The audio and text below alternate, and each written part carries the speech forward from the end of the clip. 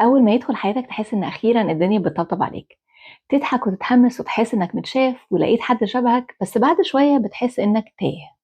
ده اللي ممكن يحصل لك لما تتعامل مع صاحب الشخصية المؤثر أو النمط السلوكي الانفلونس. ده نمط assertive يعني حازم، و person oriented يعني موجه للأشخاص أكتر منه موجه للنتائج.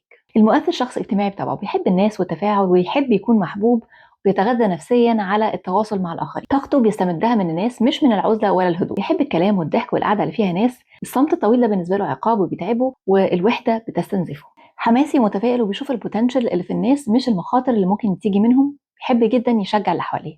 يحب يكون مؤثر، مش شرط قائد رسمي، لكن يحب انه يكون مسموع محبوب وله حضور. سريع في بناء علاقاته، يحسسك انكوا اصحاب من زمان، يقرب بسرعة ويفتح قلبه ويدلق كل اللي فيه. عفوي جدا، بيتكلم قبل ما يفكر ويوعد قبل ما يحسب، وبيتحرك بإحساسه من غير أي خطط. نظرته عن الحياة هو إن الناس أهم من أي حاجة تانية، والقعدة الحلوة والجو العام أهم من التفاصيل، وإن النجاح الحقيقي في الحياة هو إن إحنا نكون مبسوطين. مؤمن جدا بإن لو الناس مرتاحة كل حاجة هتمشي. عشان كده بيكره الروتين والجو التقيل والنقد الجاف والكلام الجدي طول الوقت. نقاط قوته مفيدة ليه وللي حواليه، دايما رافع طاقة المكان اللي هو قاعد فيه. مجرد وجوده بيخفف من التوتر، لأنه دايما بيتكلم ويضحك ويشجع اللي حواليه. بارع في التواصل، بيعرف يتكلم ويشرح ويقنع ويخلي فكرته دايما مقبولة. بيبني العلاقات بسهولة، بيعرف يقرب ويكسر الحواجز ويخلي الناس تحب. مرن مع التغيير ومش بيخوفه، وبيتأقلم بسرعة جدا. مبدع وبيفكر خارج الصندوق، وغالبا بيكون ارتستيك وبيحب الأفكار الجديدة. طب امتى صاحب النمط المؤثر يكون مؤذي؟ غالبا بيأذي من غير ما يقصد، لأنه بيهرب من الألم بطريقته.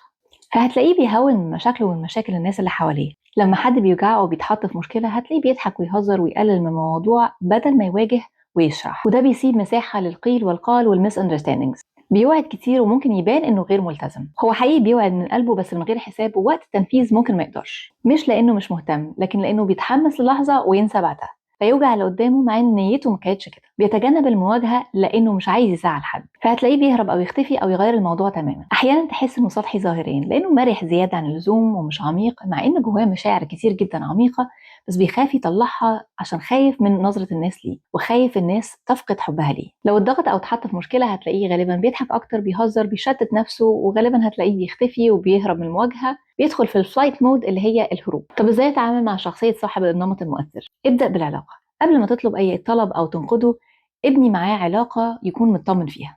استخدم لغة فيها دفء وطمأنينة. نبرتك تكون هادية مش جافة ولا حادة. لما تطلب منه طلب خليك واضح، بس قلل من التفاصيل. ما تعتمدش فقط على وعوده، واعمل خطوة زيادة في انك تتفق على الخطوات والمواعيد عشان انت ما تحبطش. لو اختفى ما تردوش، لكن واجهه بهدوء ومحبة ومش بنبرة فيها هجوم.